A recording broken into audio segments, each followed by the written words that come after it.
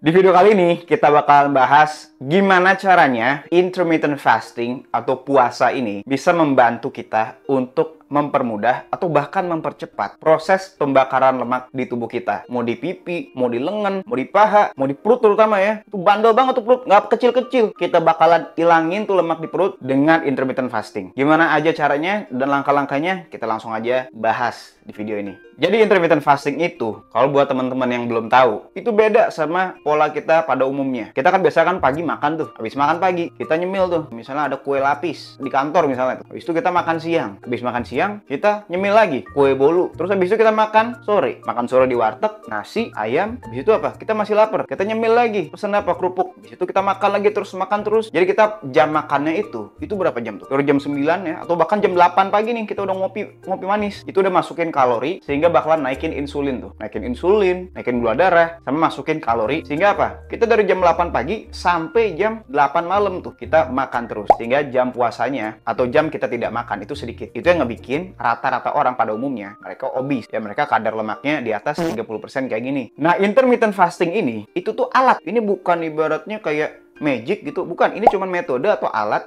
supaya kita yang tadi awalnya yang masukin kalori dari jam 8 pagi, kita lebih sedikitin tuh jam makan kita. Yang awalnya misal dari jam 8 pagi gitu ya, sampai jam 8 malam, kita makannya dari jam 12 sampai jam 8 aja nih, 8 malam. Sehingga jam makan kita cuma 8 jam. Sisanya kita puasa selama 16 jam. Jadi intermittent fasting adalah alat supaya kita lebih mudah untuk mengatur kalori kita, kalori makanan yang masuk ke tubuh kita di jam tertentu. Nah, karena kita membatasi tuh makannya dari jam 12 sampai jam 8 malam, ya kan 8 jam tuh. Jadinya apa? Kita juga ikut mengurangi jam di mana kita memasukkan kalori. Ujung-ujungnya karena kita mengurangi kalori, otomatis kita kalori defisit dan juga otomatis kita membakar lemak di tubuh kita sendiri. Nah, manfaat yang kedua, kalau misalnya kita puasa, ya misalnya 16 jam kita puasa, 8 jam kita makan ya, 16-8 kita bilangnya, itu bakalan membantu kita membuat insulin kita lebih sensitif. Kenapa lebih sensitif? Karena kita tidak membuat insulin kita naik turun lebih sering. Kalau misalnya kita makan dari jam 8 sampai jam 9 malam, itu bakalan kita naikin insulin lebih sering. Tapi kalau misalnya kita di jam makan itu, di 8 jam itu, kita cuma makan contohnya anggaplah 3 kali. Sehingga kita naikin insulin cuma 3 kali doang. Apalagi kita misalnya dietnya itu rendah karbo. Insulinnya itu tidak terlalu tinggi naiknya. Sehingga nanti insulin kita tidak resisten. Jadi kita bakalan terhindar dari penyakit-penyakit kayak misalnya diabetes tipe 2. Terus juga misalnya penyakit-penyakit yang lain,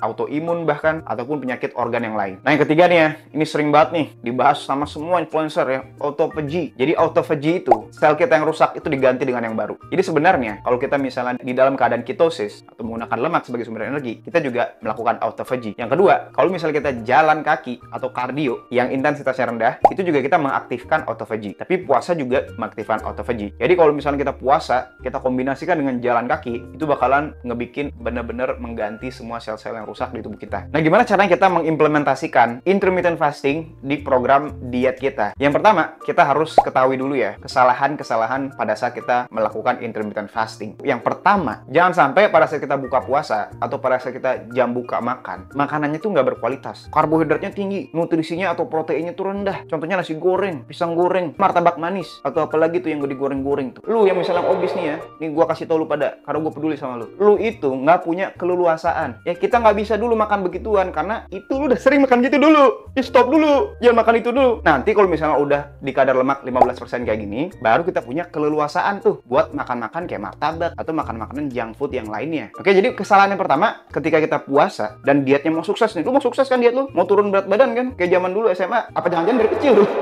Obes ya.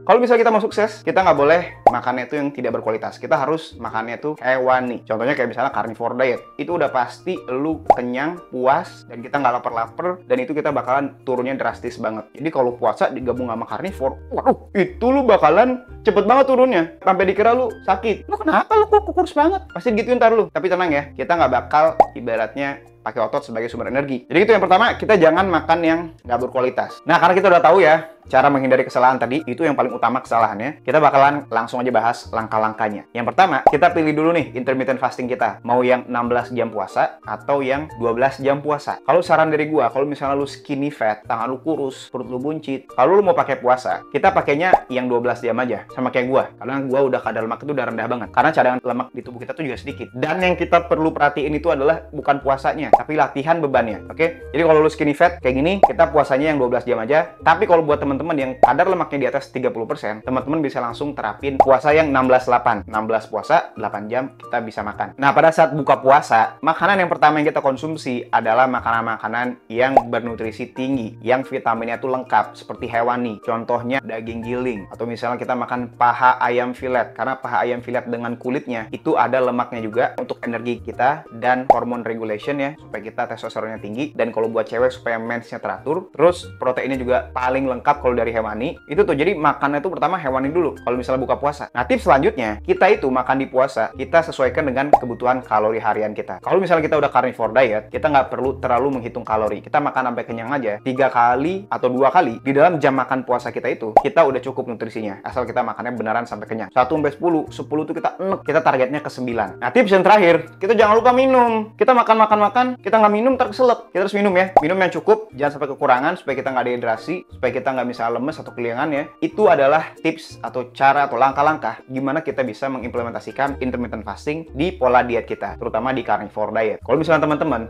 bingung nih, gimana sih cara ngatur pola makannya bang?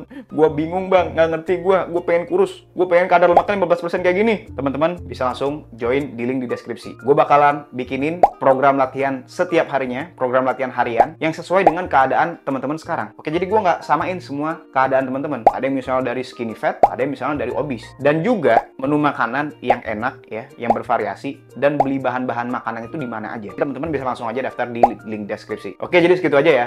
Jadi semoga video ini bisa ngebantu teman-teman, karena udah banyak juga studinya ya. Bahkan sampai studi terbaru 2023 ini bukan studi survei, jadi dia studi randomized control trials. Jadi dia itu membandingkan orang yang melakukan puasa dibandingkan dengan orang yang tidak melakukan puasa ya, tapi dia cuma ngitung-ngitung kalori doang. Itu dibandingkan dari segi kesehatannya. Jadi intermittent fasting itu dapat mengurangi resiko kita terkena diabetes tipe 2. Karena udah jelas ya, kita jarang banget bikin insulin kita naik turun, karena kita cuma makan di jam tertentu. Segitu aja video dari gue ya. Semoga video ini bisa membantu teman-teman dalam proses penurunan kadar lemaknya, biar kita itu nggak dikatain lagi, apalagi dikatain kentung. Kalau misalnya teman-teman ada pertanyaan terkait intermittent fasting atau pertanyaan tentang yang lain, langsung komen aja di kolom komen. Oke? Segitu aja dari gue.